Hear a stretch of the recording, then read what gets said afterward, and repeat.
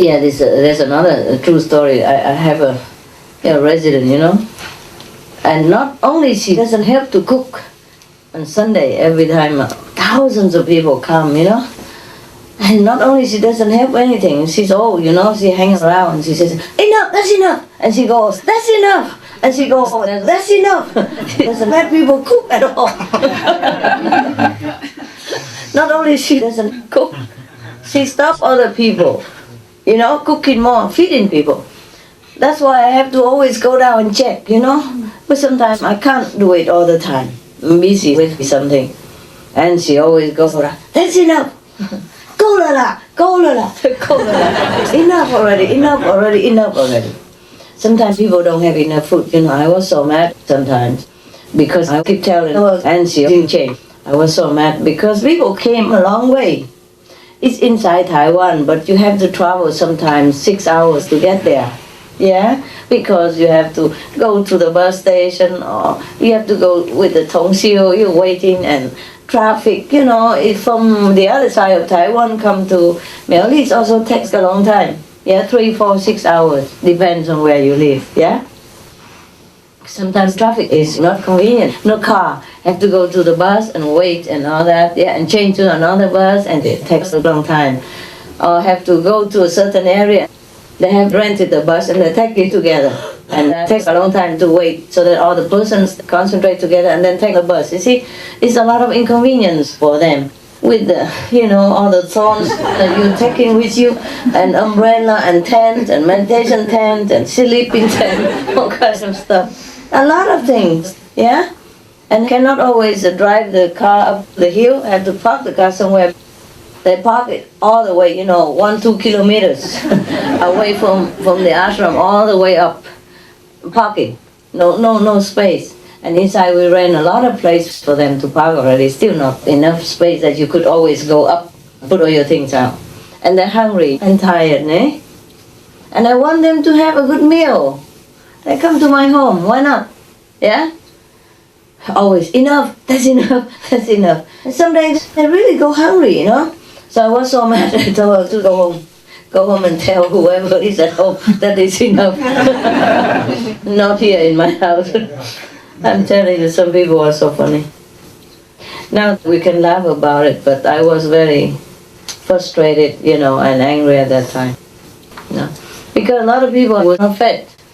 And that is not the way it should be when they come to my house, yeah? It's not necessary to do that.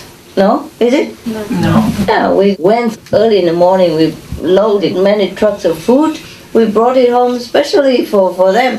Why let it rot for a few more days in the storage and not cook it for people? See what I mean?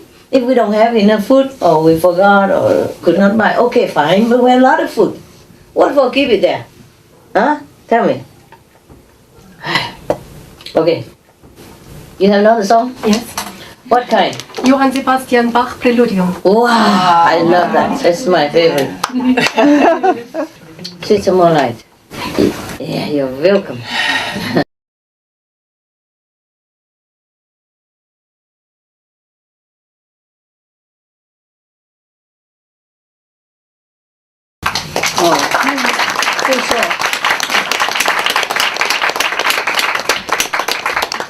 This is magic music. They're not just simple music, they're magic. Yeah? I really make you go somewhere else, huh? Yes. It's wonderful. Do you have anything else? There's a violin. Violin? Wonderful. Please, give us some fun. Yeah, that's cool. So that's our Qinghai Day program, huh? Yeah. At least we have some reserve, huh?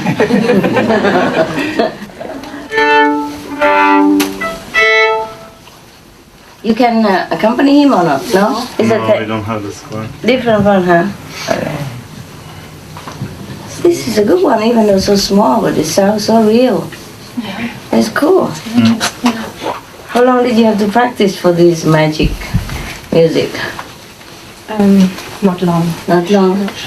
You've been used to it? Or what? Yes. Okay, wonderful. So cool. Are you a real musician or just for hobby? No, I am a musician. No wonder, my God. Ah, we are very honored to have a real musician playing real music. Are you also a real musician? Yeah, I guess so. I don't know what the false one is.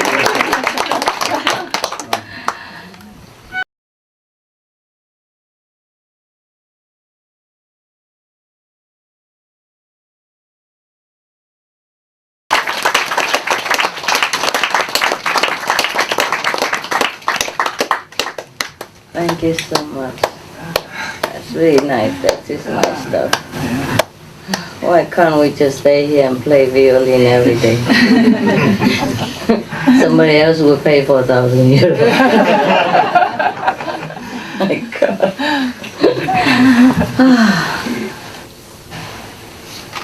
How come people don't have the sense of what we have? Why? What's so difficult? What's so difficult for being romantic? Yeah, or kind, or considerate, or simple. How difficult it is to be simple. Huh? How come? Where are you playing? Tell me your life. Tell me some nice stuff. I live in Munich Center. Yeah? And I teach and give little concerts. Oh, wonderful. You look very happy.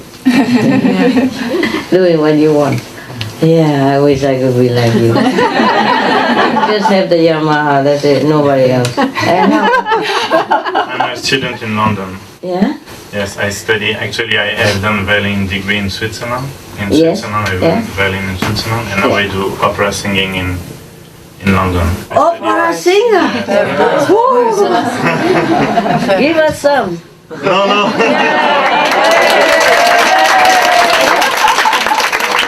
Don't you inspired? I just can't. I mean, I prepared nothing. It's. Oh, I understand. Yeah. He wants to give a quality performance, Next time. not on demand. Okay, I understand. Yeah. Thank you. Yeah, they need quality time and, prepared and inspiration. Not sitting like this, give me some.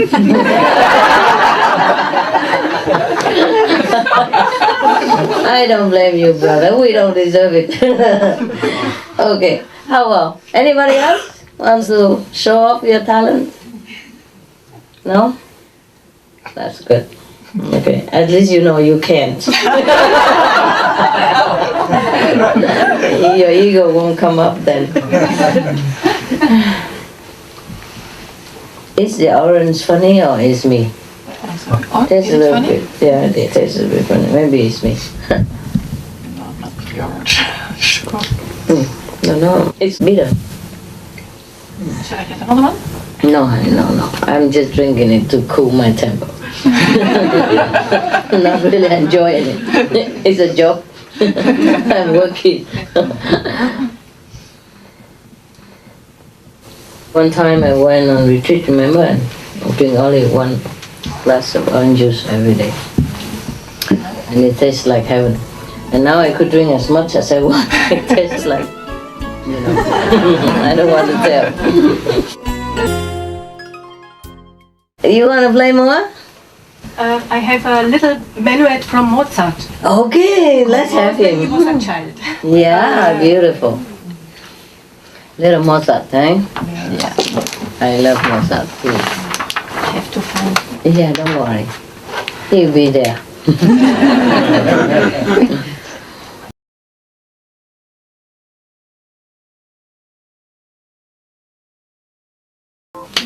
Oh, he's also cool. That's really nice music, huh? So happy. I remember some idiot told him to make less notes. Not so many notes. Take some notes away. Too many notes. So stupid. I'd rather play music to the cows than to those kinds of people. They take some notes away. And it's not Mozart anymore. It becomes na-na. Na-na. Na-na-na. Some people are funny, huh? Luckily, we don't have my. You want to play some more for us? Can you? Why not? Yeah. Professional.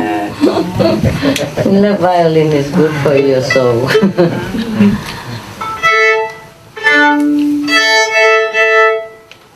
I can see you love that violin very much. I see the trace of your Yes.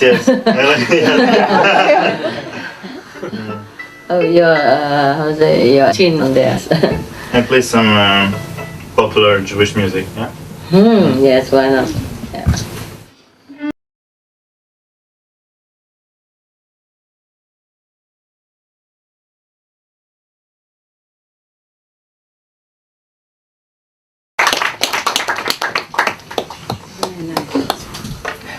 I think we just go to sleep. I have enough, yeah. You bring more cushions, where do I sit? Thank you. Yeah, so nice music, huh?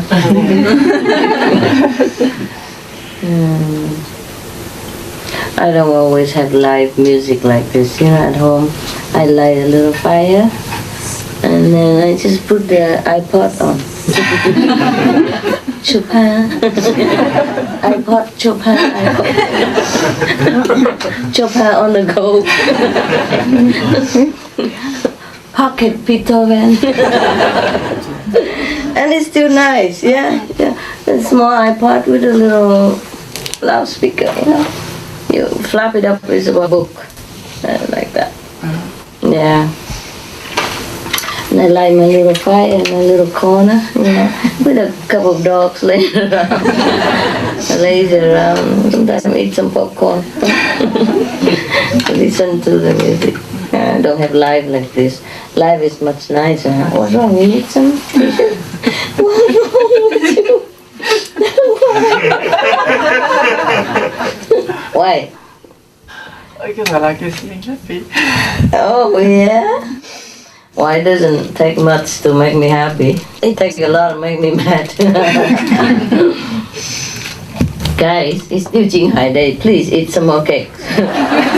Yeah, okay? And tomorrow we really meditate, okay? Go ahead. One side here, one side there. And some for outside people, no? Or you have just changed, right? Okay. You just changed? No, you haven't. The same guys sit here. No change, huh? Okay, cool. Thank you. Real musicians. Wonderful. You really look like musicians. I don't know how musicians should look, but they really look like it's a kind of sweetness about them, A kind of innocent childhood, kind of innocent purity about musicians. I mean the real ones, huh? Not the iPod ones like me. Sometimes I think I'm ruined, guys, dealing with so many people. I think I'm ruined. Sometimes I feel sorry for the little kid in me. Another time I feel sorry for the poet in me. And another time I feel sorry for the musician in me, the would-be musician in me. Remember my father didn't want me to study music when I was young? Perché? Non lo so. I don't know. But I learned it on the slide, Yeah, I learned it alone. Otherwise, I would have probably been like you, giving concerts, that instead of sitting here talking. Hey, there's some more here, baby. Hey, for outside, if we have enough in here, some for outside. Yeah. Is there any storage nearby here? These two near the people that I have. What is it, baby? What do you want to do? Just to have. Take one basket to put it outside. Oh, you need that to do it? Okay, then go. Yeah, it's always good to be cautious, huh? If people get sick, they blame you, Okay, guys? Everything okay now? That's for outside. Yeah. You have enough here? The musician doesn't have them. We didn't get any. And the cameraman. Why do you give them such things? Why not cake? Oh, sorry. I Can thought we it was the eat now? biggest one. Yeah? Let them choose what they want. Alright. They're musicians. You just listen to their music for free, man. Don't show any appreciation. Cameraman doesn't have any. You want some? Just them? Give him so much then. Well, then just leave it there. Don't have to force on people. So, the more the better, you know. Just worry we don't have enough. Yeah, okay. You cool? Where is your guy? Yeah? He's our guy. Okay, yeah. Younger than when I first saw you, your picture. You happy then? Yeah. Funny how last time, you know, like Ronald came here and he just sat in the corner so quiet. I thought he didn't like it. Did you say he liked it? Yeah? When no one boasted about it, right? But when he came here, he just sat in the corner and stared at me. Said, oh, what's wrong with you? What's wrong with this guy? He said, oh, it just feels strange because 1 year I just sit in front of a computer and suddenly saw so many people. Normally I only see people on computer, you know, now he sees the real one. He didn't know what to do again. He's looking for the people in the computer instead, so he keeps staring around. That's so cute. And what did he say to me? He said, when the people came to him and said, you must go to Paris.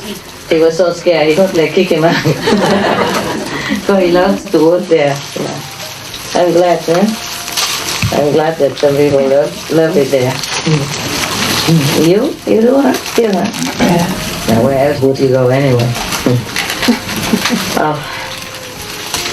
Where else will you go? Out of this world or the next, yeah? We can't get out. Okay, I tell you a story. There was a master, it's a true story in India somewhere, a long time ago. There was a master, one day, he wanted to take all of his so-called intimate disciples, the close disciples, out to town. And because the night before everybody was having a festival or something, and in the happiness of Qinghai Day, you know, everybody professed that, Master, I love you, I follow you forever, I die for you, blah, blah, blah. So the next day he took the whole love you, Master, and went to a brothel, you know. Yeah, and he went up there, and the chief prostitute saw him, knew that he's a holy man. You know, she kneeled down and said, oh, Master, it's my honor that you come to my place. Please tell me what I can do for you and your holy disciples. I don't think they're very holy, maybe they're not. Okay. And then the Master said, oh, I just need to spend one night here in your place.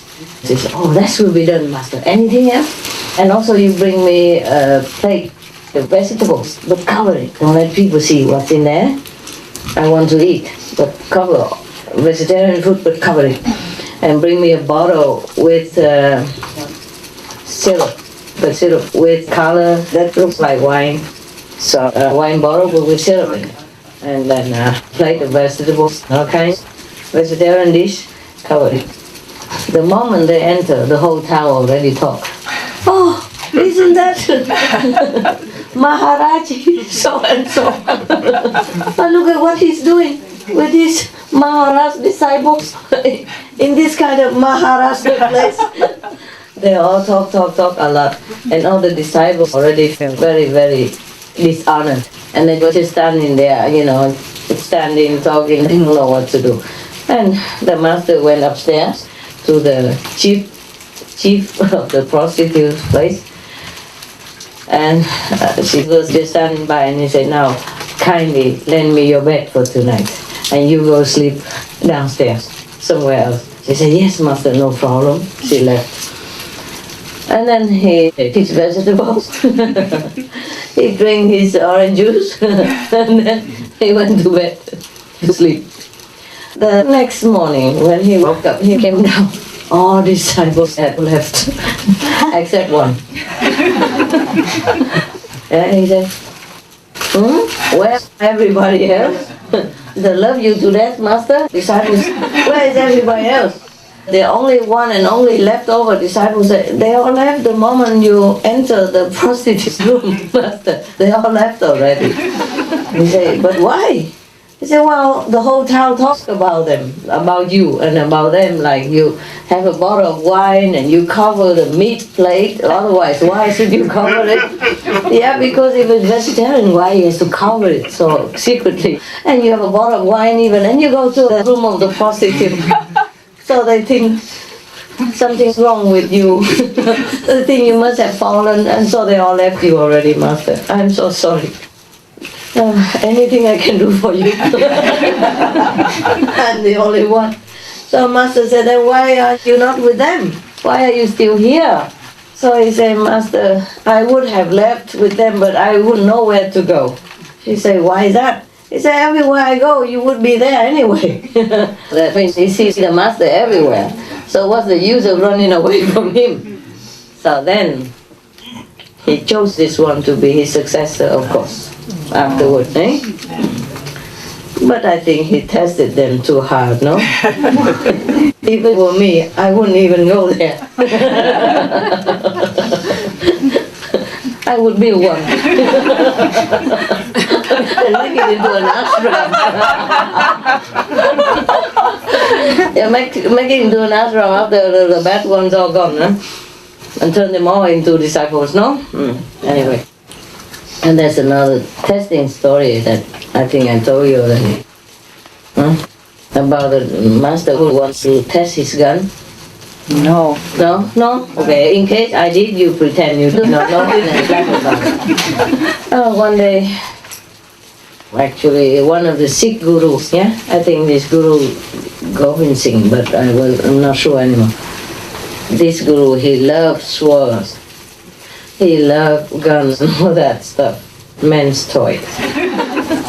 At that time, they had to fight a lot with Muslims because they also had different gods problem. The Muslims profess that their God is better than his God, and the Sikh think his God is better than the Muslims, or vice versa, who knows what. So they are harassing each other.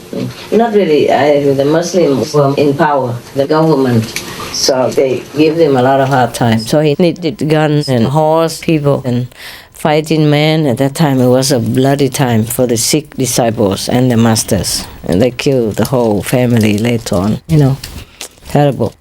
But one day some of his disciples bought him a new gun.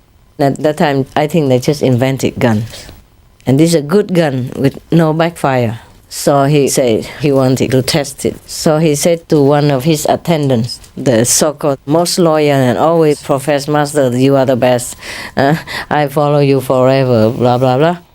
So I said, okay, forget his name. Just say Laila, whatever, yeah? I want to test my new gun, but I need a target. Could you please stand there and I see if it's really as good as they have advertised. If it's really worth the money that my disciple has spent. So Laila said, oh Master, I would die for you, but I have children, and my wife would kill me if I if I die right now. She would kill me. Can you believe it? If I die, she would kill me.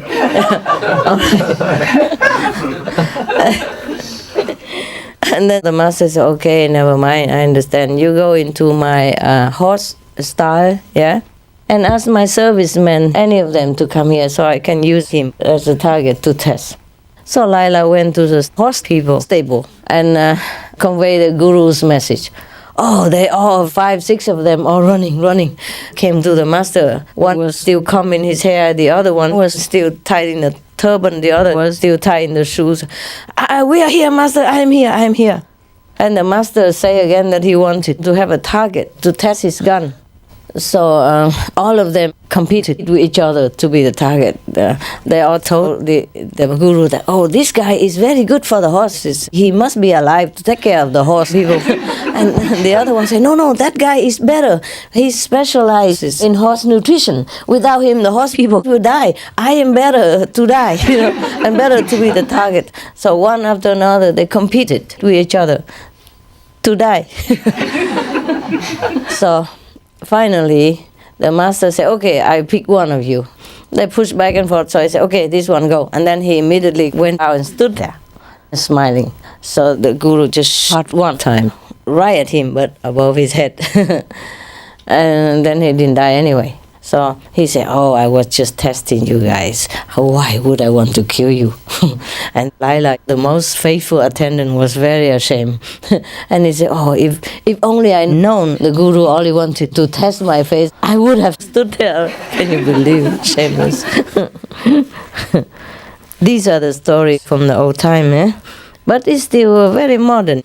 A lot of people say they love me, but when I want them to do something, they don't do it. Yeah, not even for me, Like even work for Supreme Master TV or something. I would have, but however, perhaps, maybe, blah blah blah. I feel really sorry for these people. I don't really need them. Just give them a chance, really, a chance to advance quickly, because I thought that's what they want. Everybody is also, Master, how can I advance quickly? How can I be a good disciple? What can I do for you apart from meditation? Please let me know. And when they know, they have all kinds of excuses. Because maybe outside more attractive, yeah? Or earn more money, or the girlfriend doesn't want him to go, or the husband is so loving, I don't know what. Yeah, this is the problem of this world. When we are here, I told you already, it's very difficult for you to get away from it, yeah? Scot-free. It's not easy. Not easy at all. I don't blame you at all. Just don't tell me all these big stories about how you die for me and all that. I don't need anybody to die for me. I need you to live, yeah? So that you can meditate more, yeah? So that your level will be higher when you really die. Don't ask to die too early. Heaven is full of those people who die early and useless. Okay. I want to tell you something about. You want to read a poem? Yeah? I'm not a very good reciter. Maybe somebody would? Anybody who know how to recite poetry in English? I don't think you can recite much in English, right? No? You can maybe recite in Vietnamese, but not in English, right? We can just read it, right? Yeah, it's just reading. What I mean? It's not like Vietnamese. No, huh? Okay. I am trying. How about we put Vietnamese accent into it, like? Be funny, huh? You that worry. I don't think it goes. Yeah? This is a poem of Rumi, yeah? Remember Egypt is the title. Remember Egypt? No? You don't remember the Egypt story? The slaves? Moses? Oh, yeah. Okay.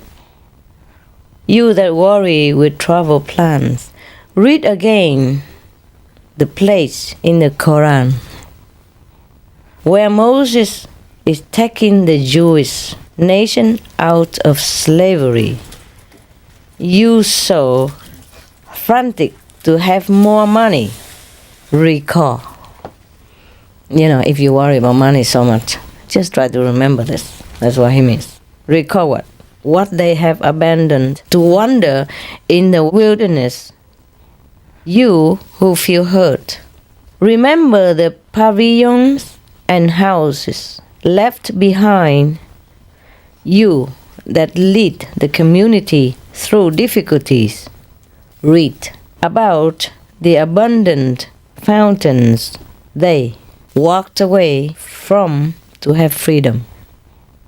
because it's a poem, so they cut it in some unusual places. And normally you would say, about the abundant fountains they walk away from to have freedom. Yeah, but they cut it to make it more rhythmical, I think. Okay. You who dress in clothes that appear to have elegant meaning, you with so much charm, remember how your face will decay to dirt. You with lots of property, they left their gardens and their quietly running streams.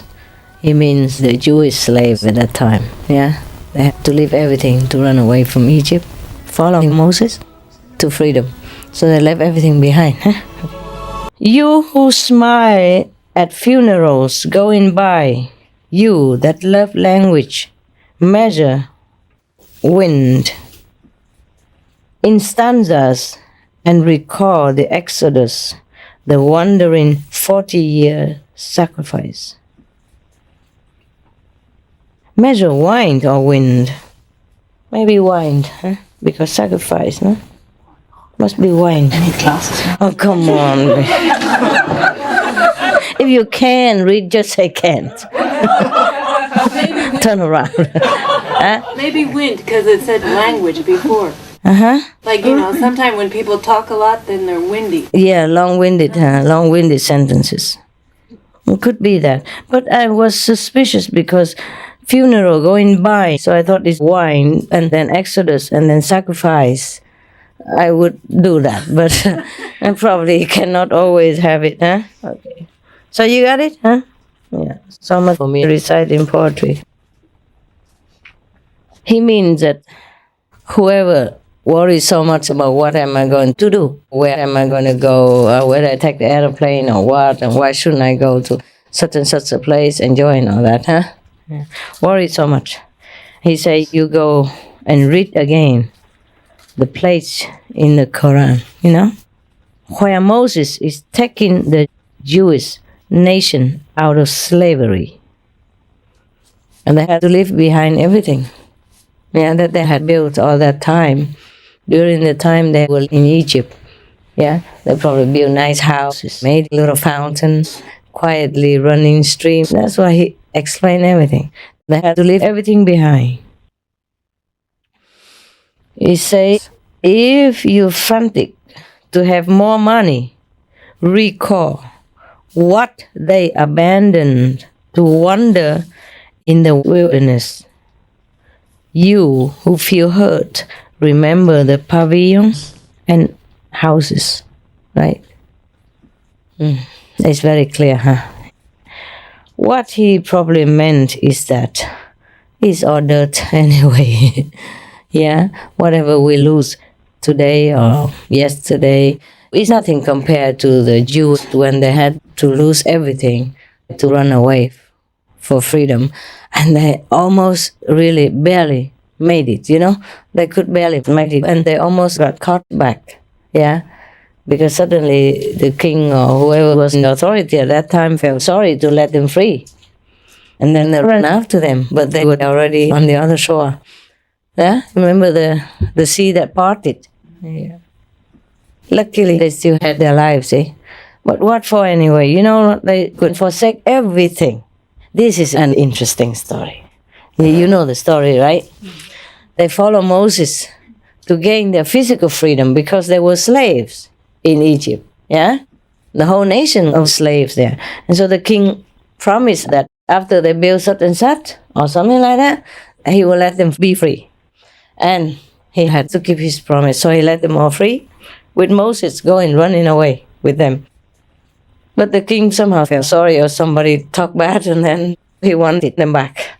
So all the horse people and the king's men were chasing after them. So this is very interesting. The whole nation follow one man. For what? Do you think they had faith in Moses? Perhaps they did. Perhaps that's why they say, master this, master that, wise man this, wise man that. We follow you. Fine. Okay, they could forsake their gardens, beautiful gardens that they have built all this time, yet under slavery, they could forsake beautiful, streams and winding roads that they have built. They probably had amassed some property there, even though they were slaves. They were living near the king's palace. They had everything so that the king could make use of them also. And they had to leave everything behind, what they had built all this time, even though they were slaves, but they had houses, and gardens and a lot of stuff, maybe some goats and camel people, or whatever. And they could leave all that behind to run for freedom. But when they got freedom, they forgot. Remember? Yeah. So Moses told them to keep the commandments. They didn't. Once he turned his back, went to the mountain to have a retreat, they made merry, making trouble, and worship a carved statue instead. Yeah. So now, do you understand me? Yes. Do you understand the ego? Yeah. They could forsake the treasure, properties, but they could not forsake the ego. Yeah. They did the opposite of what the master demanded and what they knew was right. They still did the opposite. It's easier, of course, to worship a carved, even a carved statue, not even a live one. He could move a few words for you. A statue of a golden calf. Can you believe that? They had been with Moses all this time. He had led them out of Egypt for freedom. And look at what they did. Yeah? So the freedom of the physical doesn't guarantee anything, does it?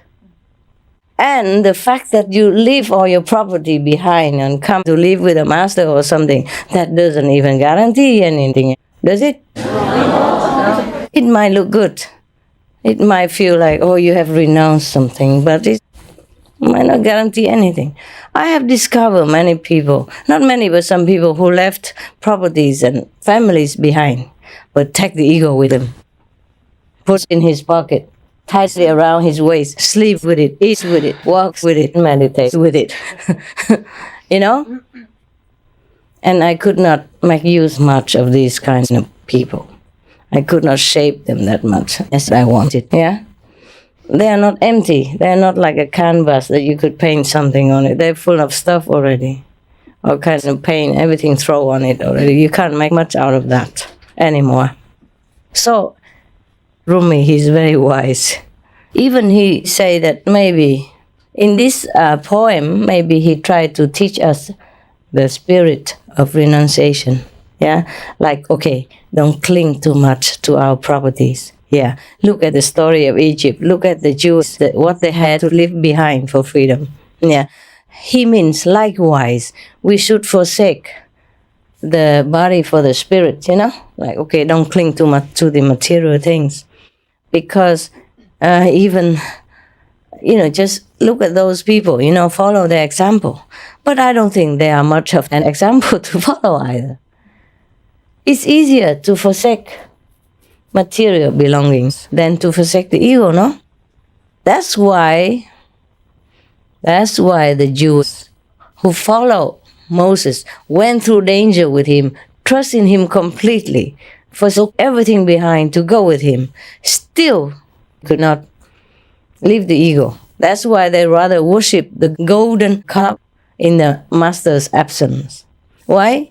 They know it's just a calf and it's just a statue, but it's easier. The golden calf doesn't talk back, doesn't lecture them anything, doesn't give them any commandments to keep, doesn't tell them to meditate 2.5 hours and be vegan, doesn't tell them to go to group meditation, etc., etc. The statue said nothing.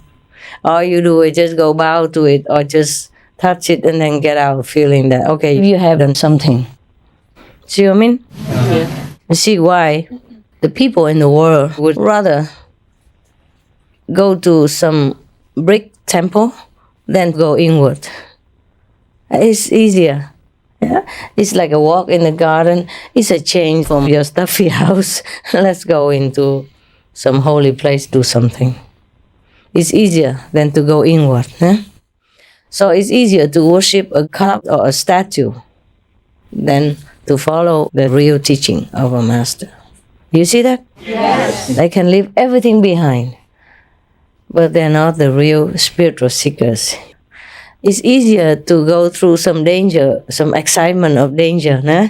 Some risky situation to pump your adrenaline. But it's not easy to sit quiet, calm everything down and find out what is it that you want in life and what is it that is wanting anything in life at all. Who is the thing that wants anything? A very nice poem. I like it very much. What do you say? Cool?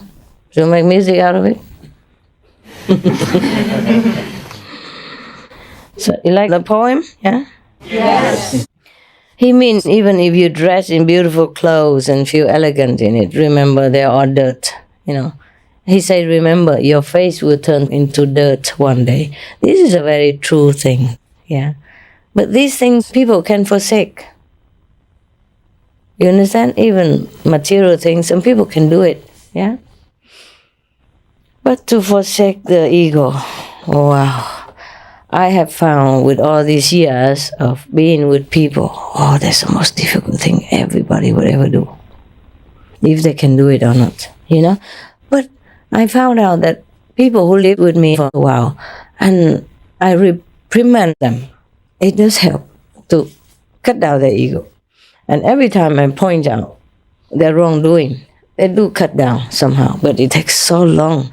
A very tiresome journey, like a crawling centipede. A lot of legs, but goes nowhere. So whatever we do, don't feel too proud of it. Because if you feel proud, that means it's the ego who feels proud. Who are we to feel any pride? We don't even have a body. We're a spirit. What for we feel proud about a few little exercise things we do in this world? Huh? We came with nothing, we go with nothing. Whatever we do doesn't really help anything too much in this world. What is it to feel proud about? Huh? Except attaining real spiritual knowledge, nothing else we should feel proud about. And even when we attain the real spiritual knowledge, then we don't feel proud at all anymore, right? Then we don't have any ego to feel proud. So this is a good poem about renunciation, but I don't think that's all there is to it. Yeah? Because if he remembers Egypt, then the end of the story is different, right? People can forsake everything, but not their own ego. Okay, any questions? Yes?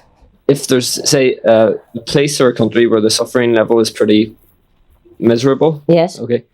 And then someone wanted to maybe go there to help out, as it were, there, but knowing that the time could also be used in spiritual practice or something, but they're not doing it out of pride. I mean, there's kind of a balance or something there between the spiritual attainment and the relief of suffering. Is that clear now? I didn't get the last conclusion. So the guy goes to a suffering place, intending to help spread the teaching or help in something, physical suffering to alleviate. Okay, yeah. There's physical suffering? Yeah, to do that, but that would be a use of time other than, like, say, intensive meditation or something. Oh, you mean, would it be better than just staying at home and meditating instead of going and helping the suffering people? Sort of, yeah. Okay. And to do it without the sense of getting pride from it. No, it's not the pride. If you really feel people suffer and you want to help them and don't feel proud about it, then it's okay. You can do both. You can help them and meditate at the same time. After all, how many hours can you sit per day doing nothing? If you can sit all day, all night, then just stay home and do it. But if you can, then do something and meditate also, né? Help the world also, né? Okay? Thanks very much. All right, I got you. Anything else? So everybody else doesn't ask questions? Sister? You were talking earlier, Master, about children being born to disciples or freed spirits. Free disciples. Free disciples. What about adopted children? They will also be free. They will. Yeah. But you have Not to, at birth. You have to trim them then. You understand? You have to trim them? Trim them. Tame them. They have to go your way. Oh, yeah, of course. Yeah, yeah. Okay. Trim the karma. Thank you, Master. Tame the wild spirit, yes. Even if adopted children, maybe not born from your blood, but they must have had affinity with you in order for both of you to feel good to connect with each other, or to take him home and care for him the whole lifetime, And for him to also love to be with you and to come with you, accept you. Yeah? Okay. Thank you, Master. Just like I said, I borrow this body to come down, huh? But even then, I must also have had affinity with my physical parents in the past life. They were my employees in the past life. Yeah. At least that. Otherwise, I could not come down. Yeah. It's not easy to find some affinity to get a connection and then to come to this world. Even for a master, you understand? You could come and go, but to come to stay a lifetime, you need something more concrete. Yeah? Just like a boat is so free, it needs a heavy, you need an anchor if you want to stay somewhere. In the Buddhist Sutra, the Buddha explains that to be able to have a human body is so difficult. Like a blind turtle person, he stays at the bottom of the sea. And only once in every 500 years, he will come up to the surface of the water, the water surface. And at that time, there must be a wood plank, just floating around and has a hole in it. And then the turtle, at that moment, must go right into the hole of the wood plank. That's how difficult it is to get a human body. You understand me?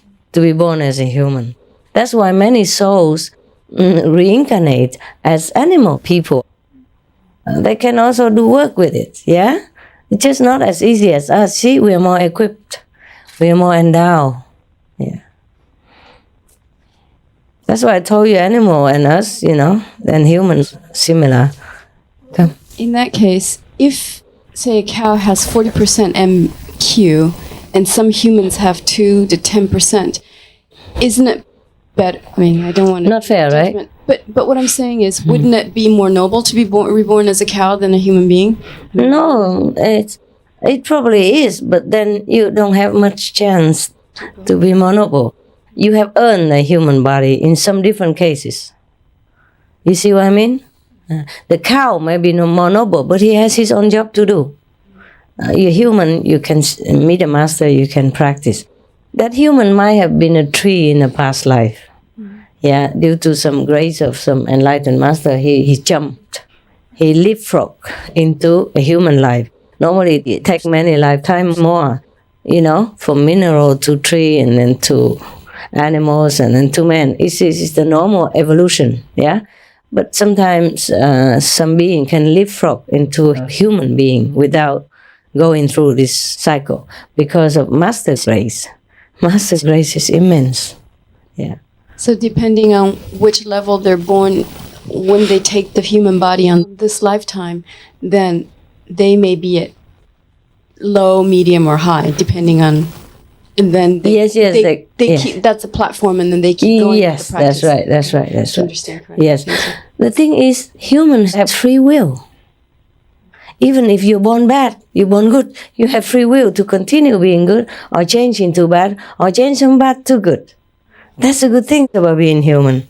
You see what I mean? You have free will. But the problem is, once we are born as a bad, and the karma is so heavy, you keep attracting more bad. Bad people will come, bad influence to you, and you just continue to do bad things, so you can't swim out of it. That's the only problem. Yeah. Thank you, Master. That's why some humans have less NQ, because they've just jumped from, animal kingdom or tree, even tree. Yeah. If the master happened to lean on it or to take a branch out of it by chance or something. Take a flower, a fruit out of it. Yeah. And the tree will jump into human life, next life, without going through the evolution cycle. Yeah. So you got all this today, huh? Oh. Know what? You want to go sleep? No, I knew that already. Needless to ask. Need me to ask you, huh? Oof. Wow, what am I writing about?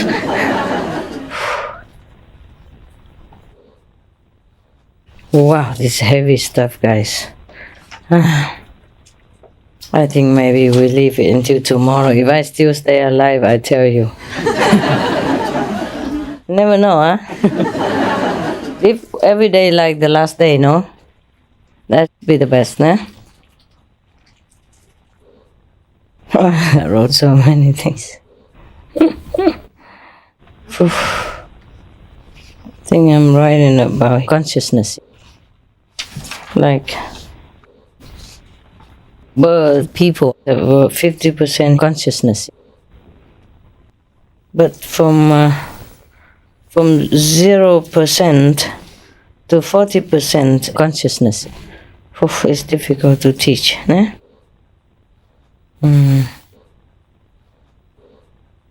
No, 40%. Most humans you can teach. Good human, teachable. Difficult, but can. From 20% to 30% is tameable animals. Monkey, rabbit, cat, etc. From 10% to 20% is wild, untamable animals. From 0% to 10% vicious animals. Like tigers, lions, poisonous snakes. 0% under are the hellish beings, devils, the opposite of God, the other side of creation. Sand, stones, and trees have even from 10 to 20% of human quality in them. Water has 20% to 30%. Wow. Wow, huh? No wonder the Indian people, they worship water, they worship trees, because they can see. Eh? There's something here. Trees, flowers, vegetables do not feel pain so much when being cut. But they do feel, anxious, if we want to cut them. So we protect them also, né? Because they don't have the nerves, of pain nerves, but they do have a feeling, the spirit maybe, yes. Only good spirits can live on the tree, even. The tree even chooses whom to live on him. Even spirits, invisible spirits. Only good spirits can live on the tree. Wow. If a master gazes on a tree or touches it, this will evolve into human form, the next life. However, he won't be too smart. Well, I can guess, no? Wouldn't you? Yes.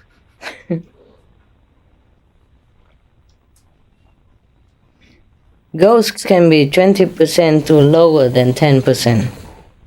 From 20% to 10%, or to lower than 10%. 3 of my dog people, so Happy, Ben, and Goody, know who I am. And remember our relationship in the past life. Over half of my bird people know and remember also. Over half, not all of them. Not all the dogs remember and know. Even Hamid doesn't know. The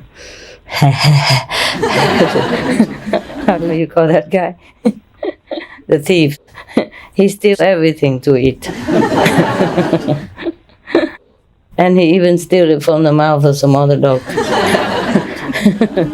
If that guy just yawns, he takes the bone, the vegan bone away. Or he goes and just chew it with, the bone like this, yeah?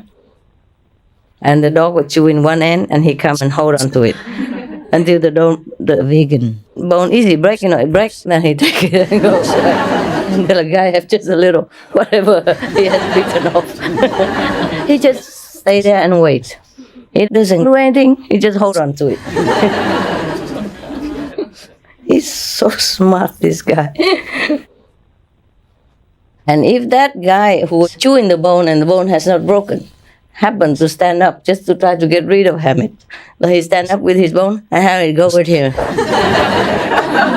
Go wherever he go, walk around. Two heads hold on to the bone together. He won't let go. He never would let go. Even if you beat him up, he won't let go. You scream at him, he won't let go. Nothing make him let go. You spray bottle of water, nothing. He just close his eyes and he keep going with the bone. To him, food is wonderful. It's his dream come true. He won't let go. Telling you. The stones are the stones because they are in that category. Yeah? So, suppose a stone has 20% of enlightenment, yeah, is nevertheless not better than a human being who has only 10% enlightenment. Because on the contrary, the human has earned the special privileged merit to be a human. Yeah. So a human is still top 10. Người thiên thu về đây, sao tình dáng mây bay, ta tìm nhau trong mơ. Bàn tay nào đơn sơ, bàn tay nào quen ấm.